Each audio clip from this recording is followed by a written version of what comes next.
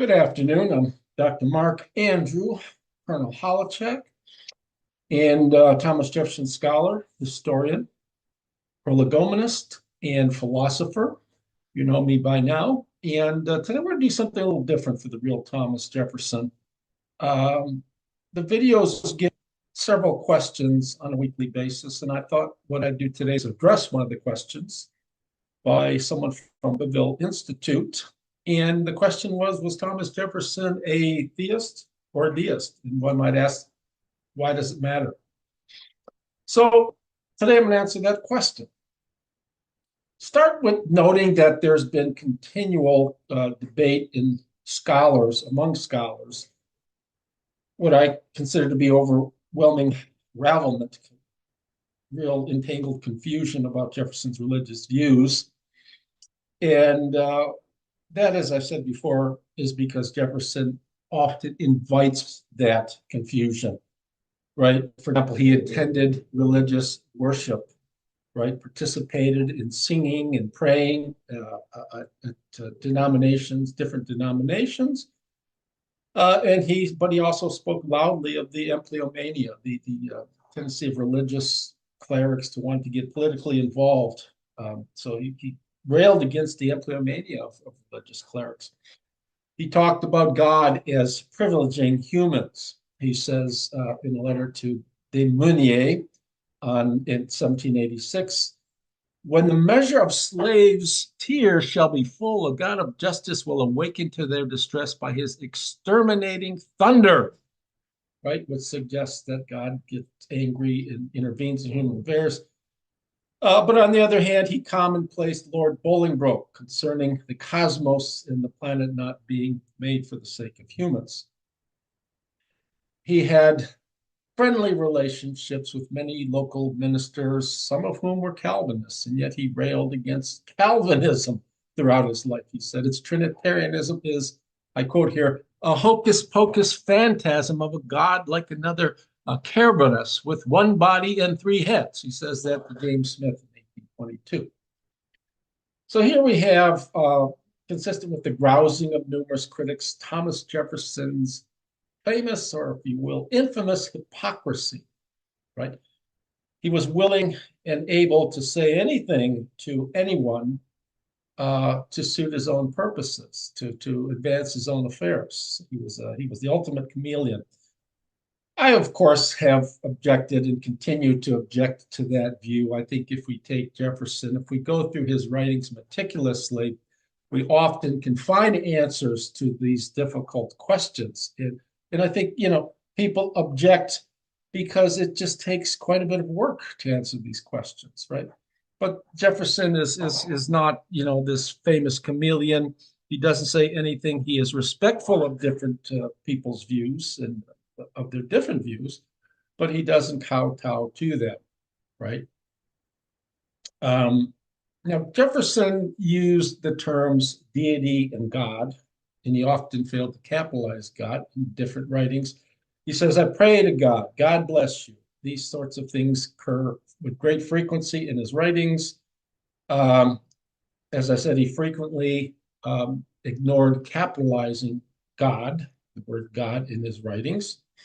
He did that when he knew that not capitalizing God would prove inoffensive, right? Okay. And I'll come back to that. I think that's fairly consequential. Now, when you comb his writings, one thing you notice that he never had much to say on the nature of deity. And that doesn't mean we can't tease out a conception of deity for Jefferson. I think we can with a good degree of accuracy, without perfectly pinning Jefferson down in terms of just what his God was like. On religious matters, his tendency was to keep to himself. He said, for example, famously to John Adams, and a sentiment, this was in 1817, this is a sentiment that he repeats often, say nothing of my religion, it is known to my God in myself alone. And Jefferson was true to that sentiment because on the day that he died, no one in his family knew exactly what his religious beliefs were. But he did, as I said, write enough in letters in his Notes on Virginia, in his Commonplace book, to tease out the sort of notion of what his God was like, and enough to enable us to answer the question whether Jefferson was a deity, was a deist or a theist. In his literary Commonplace book was like a little notebook where you would recapitulate or record passages from noteworthy scholars that he reads, noteworthy philosophers and people, and he'd write down certain things that they'd say. So he's got a little, so you don't have to go through the whole book, as it were. You can just get out passages you found important. He spends much time early on in the Commonplace book commonplacing Lord Bolingbroke, and he is commonplacing Bolingbroke's cosmological views and religious views. Bowling in passage 14 of his book, he says, God is sovereignly good, almighty, and all wise. From 11 to 13, he says, Bolingbroke says in Jefferson Commonplaces that God has no problem making matter think. There's the problem, Descartes famously thought that thought and matter were independent substances, and somehow human being comprised both, right? But the essence of humans, Descartes thought, was the thinking part, the thought, which was incorporeal.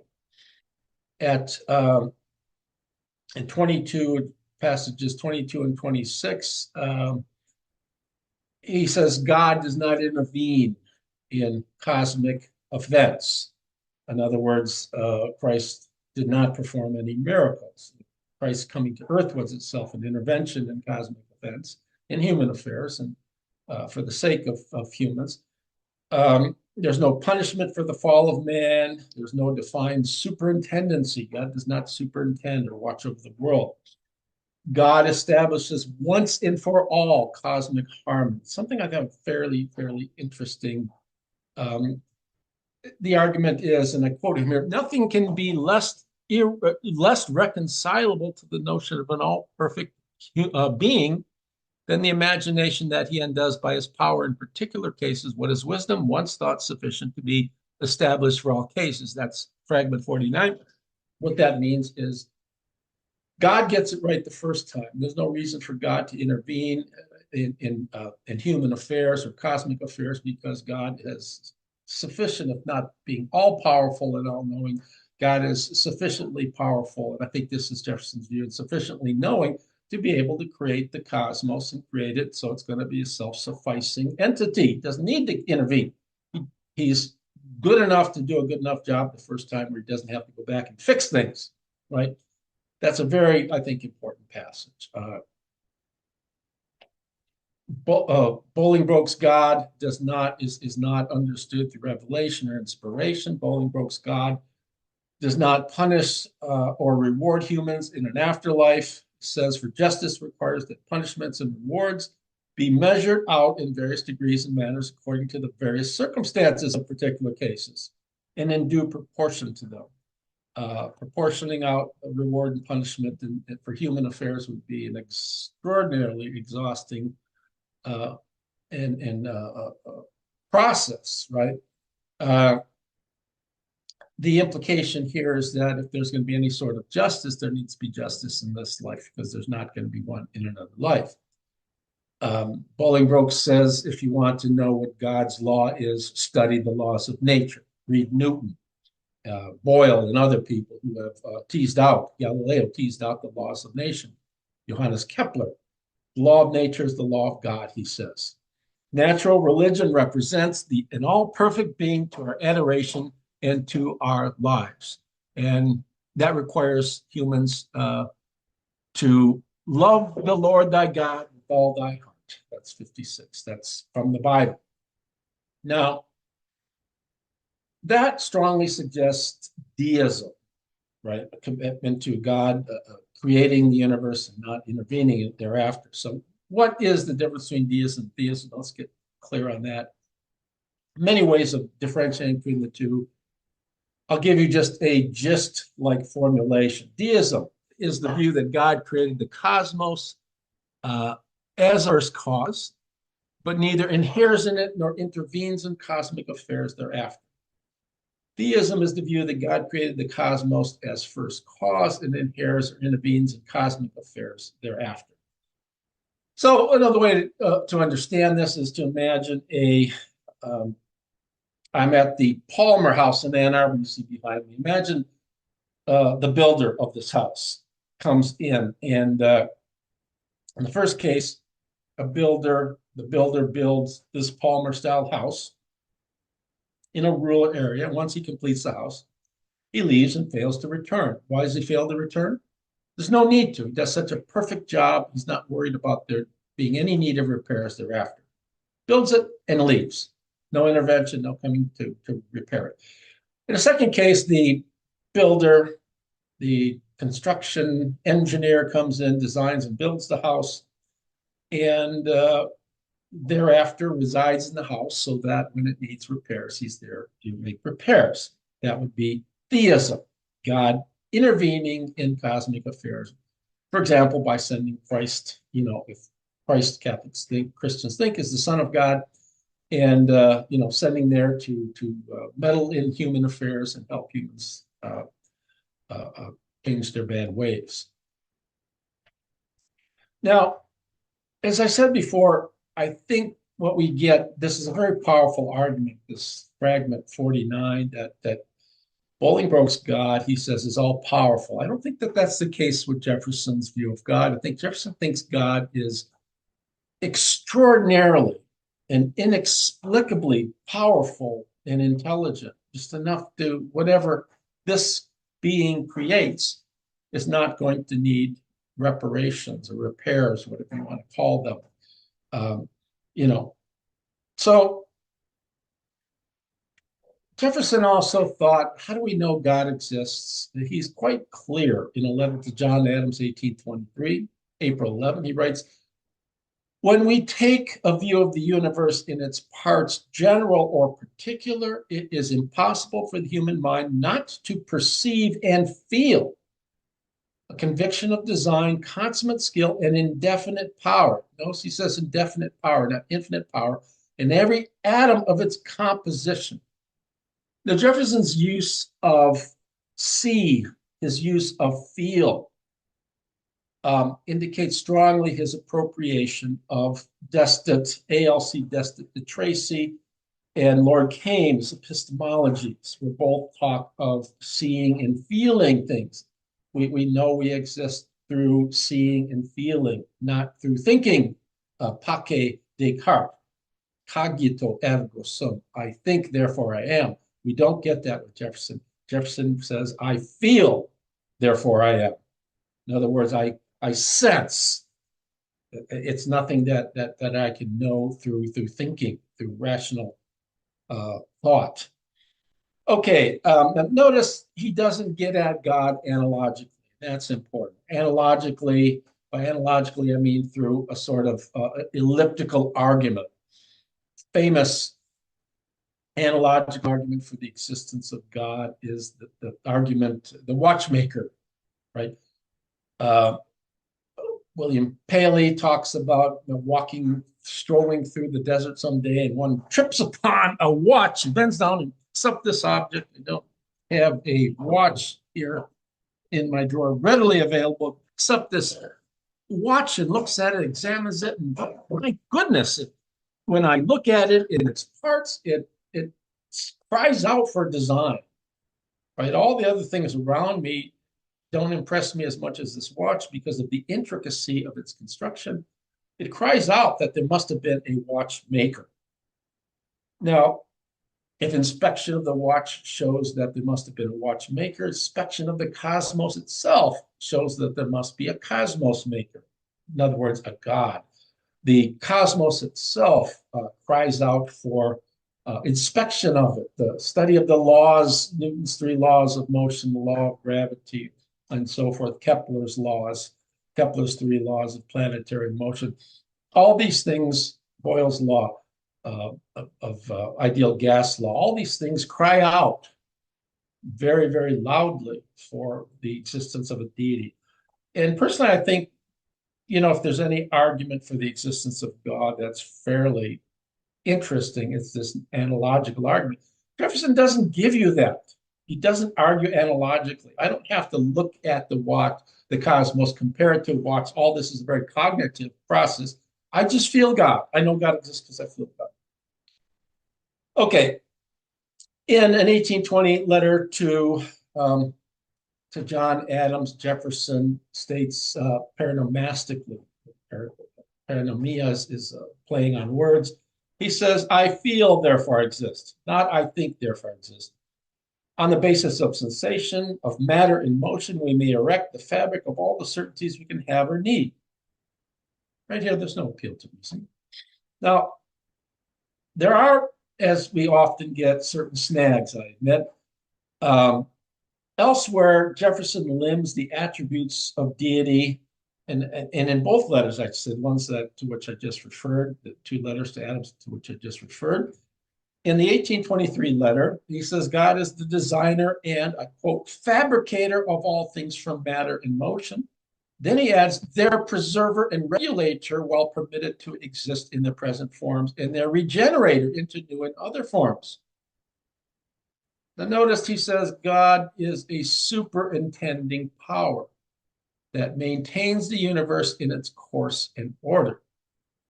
Now, regeneration, superintendency are attributed to deity, Jefferson says, because of certain discoveries in astronomy. He says stars well known have disappeared, new ones have come into view.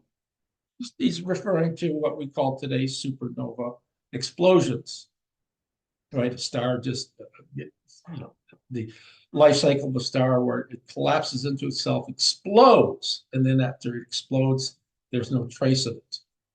So there's a certain evolution, cosmic evolution of the celestial bodies in the cosmos.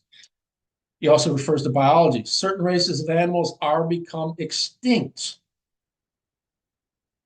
Then he says, all things, the human soul, angels, and God are matter. So he's referring to regeneration of bodies in the celestial sphere, as well as extinction on Earth, right? Animals have become extinct, and Jefferson, early in his career, did not believe in the extinction of animals. Later on in his career, he does accept that, right? So we have a question here. Was Jefferson a deist or a theist? And that's an intriguing question. Letter to Dr. Benjamin Rush in 1800, September 23. He's writing about the yellow fever epidemic in Philadelphia. It says, when great evils happen, I am in the habit of looking out for what good may arise from them as consolations to us. And providence, i.e. deity, has in fact so established the order of things as that most evils are the means of producing some good. This is an instance of Jefferson's amaranthine, his eternal, his ever-present optimism. Even when something bad as a plague happens, he's looking to see, where there is a silver lining, as we would say today. What he means by that is that God is good. God created, in his estimation, the universe as a good thing, as good creators can only create good things. That's very reasonable logic there. So the existence of things that we even consider to be facinerous or unspeakably bad, Jefferson thinks must produce some good. But again, in the letter, there is note of a pre-established order, which implies non-intervention, which implies deism. Yet the 1823 letter of Adams presupposes periodic intervention and theism, superintendency, right? God is a regenerator, God is a superintendent. Now, some scholars have claimed that Jefferson was a deist early in life and he turned to a theist. And that, of course, is a possibility. I reject that because I think if you can come up with a simpler explanation that he was throughout his life either deist or theist. That's simpler. People tend not to change their mind. They do sometimes, but an explanation that shows that Jefferson was consistently one or the other, I think, is preferable. And that's what I'm going to try to show here. Now, Jefferson's created two Bibles. He went to the New Testament and deterred it in 1804 of all thaumaturgy, things against the course of nature, and created a sort of booklet of the teachings of Jesus. 1820, he writes another Bible because he wasn't happy with the first one and talks about the life and the teachings of Jesus. The second is important because he's interested in Jesus as an exemplar, as a moral exemplar, as someone who, by his very actions, not just by his word, but by his actions, is someone who can be used as an example for us to live our lives. Now, in his Bible, his 1820 reconstruction, he talks of things like statues sweating blood and calves speaking. These are removed. He excises passages like Matthew 15, 32, 38 of 2 fish and 5 loaves of bread feeding a great crowd. He excises passages like Matthew 9, 18 to 26, where Jesus brings back the life of a dead young woman, right? So he removes all instances of thaumaturgy, instances of things going against the rule of nature, the laws of nature, as he constructs his Bible. And that is consistent with, why is he doing that? It implies that Jesus was just a great prophet or philosopher, not the Son of God. Because otherwise, if Jesus really was the Son of God, then he's a theist. He's sending Jesus down to help humans in their affairs because the way the cosmos created is sort of breaking down. Remember what Bolingbroke says, that God undoes by his power in particular cases what his wisdom once thought sufficient to be established for all case, right? That he needs to come and intervene in events because he doesn't get it right the first time. Now, I reject that, right? Jefferson did not believe in, the whole notion of a regenerative God, of a superintending God. How do we explain these irregularities in the cosmos? Cosmos, K-O-S-M-O-S in Greek, if we transliterate it that way, just means an ordered thing. The Greeks thought the cosmos was something ordered. It was law-like, it was logical. So how do we explain such things? If Jefferson really was a deist? Well, I think it's sort of like a thermostat in a house. God creates the universe like a certain house that has a thermostat. Well, things will get, when the temperatures start getting too cold, for example, thermostat kicks in and heats and warms things up. It regenerates, improves. When things get too hot, the thermostat, air conditioning goes on and things cool down. In other words, God has created the universe with its own regulative mechanisms. He creates it at some point in time, stands back, doesn't need to intervene, but there are going to be things that happen, like extinctions of animals, but there have to be mechanisms for new animals coming into being as well, Jefferson would argue. There are going to be things that are observable, like supernova, exploding stars, and new stars coming into being. These are mechanisms that are built into the very laws of physics, the laws, as we say today, laws of physics, the laws of the universe. So we don't need theism. Now, why did Jefferson donate money to religious ministers? Why did he attend masses and sing and pray along with people on certain Sundays and so forth? If Jefferson's a deist, and what I mean by that, if Jefferson's God is a God that creates the cosmos, then extracts himself from it, is not immersed in it, is not involved in affairs, That means, for example, that God's not going to hear or answer prayers. So why did Jefferson sometimes do that? Well, Jefferson thought donated money to churches and befriended ministers and so forth because he thought you can get these people were good people and he enjoyed singing. He enjoyed the sermons of certain religious prelates and he attended church sometimes. He found it enjoyable. And there was morality, moral lessons to be had anywhere, everywhere. He even read fiction for moral content. He read novels for moral content and history for moral content. He read sermons for moral content. Not that he believed everything that was written in these books, but there's something worth extracting that would help us to live better lives. So, uh, how did Jefferson celebrate God? Jefferson is noted for saying, like Bolingbroke, that we do have moral obligations to love God and love other people. That's the full extent of morality. Morality might be considered with a small m, our duties to other people, with a large M, our duties to other people and to God. What sort of duties do we have? Well, God's not going to answer our prayers or even understand that we are praying, as it were, if Jefferson is a deist, as I think, because God is not immersed in cosmic affairs. He's withdrawn from them after creating.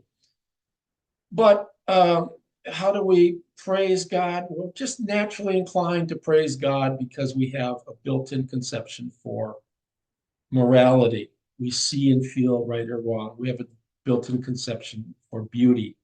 We see and feel beautiful things and deformity. And we can't help but praising God when we study the cosmos. We pray God, naturally by studying the laws of physics, by reading Newton's Principia Mathematica, by reading Galileo, by looking through microscopes and telescopes and looking at other uh, planets and stars and so forth and so on, through artistic expression, by creating beautiful things that are somehow manifestations of how we think about other things that exist in nature. By architecture, Jefferson loved architecture. See the Palmer House in back of me, right? Frank Lloyd Wright, Ann Arbor, Michigan, quite beautifully done. And Frank Lloyd Wright thought, Jefferson always thought when you construct, you can't put a piece of architecture in any environment. It has to accommodate itself to that environment. And that's what Frank Lloyd Wright was noted for. Designing uh, uh, objects that fit into a certain milieu or environment. Jefferson thought that as well, but he also thought once you build something, if you're going to create gardens and so forth around it, you have to accommodate yourself not only to the environment around you, but to what you built. So there was a sort of a give and take, as it were. Um, so Jefferson really wasn't a hypocrite when it came to his own religious views and so forth. Um, Jefferson loved God genuinely as a person. I think as a person, much more than most people who attend religious worship and so forth, because he studied and loved the things that God made. He studied agriculture. He studied botany, geology. He was an architect, and an architect was a person in some measure that mimicked nature in its various manifestations and creating things human.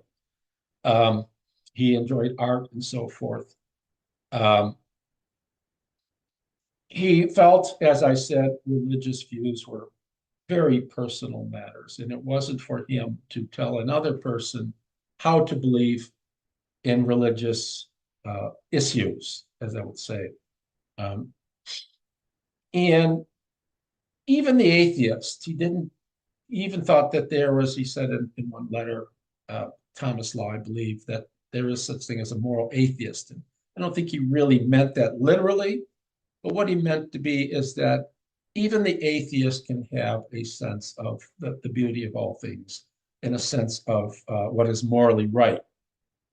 But the atheist will never be, this is this topic for another issue, but the atheist will never be moral in the capital M sense of morality, because true morality in the large sense, in the small sense, morality involves our relations to other people, our love of and duties to them. In the largest sense, morality involves our love of and duties to other people, as well as love of and duties to God. Our duties to God are not through any personal interaction with deity, but just by loving and I think studying what God has so marvelously created, as far as Jefferson thinks. I end with a quote from Jefferson. He says, "Reason and free inquiry are the only effectual agents against error. They are the natural enemies of error and of error only."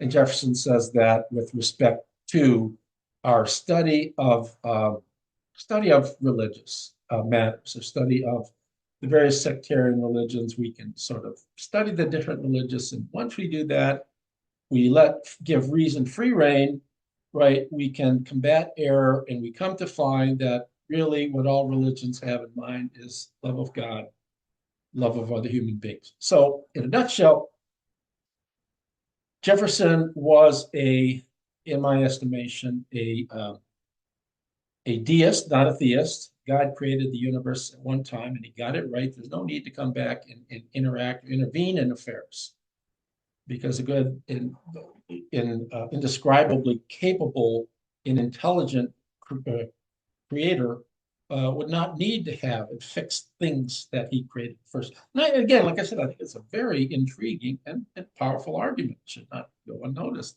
It's a strong argument for those people who are believe in God, um, for deism. Anyways, I hope you enjoyed this show. There'll be an essay on the Abbeville Institute's webpage to complement what I'm saying today shortly. Anyways, that's all I have to say for now. Hope you enjoyed it. TTFN, and we'll do this again next week. Thank you, and please like and share if you enjoyed it.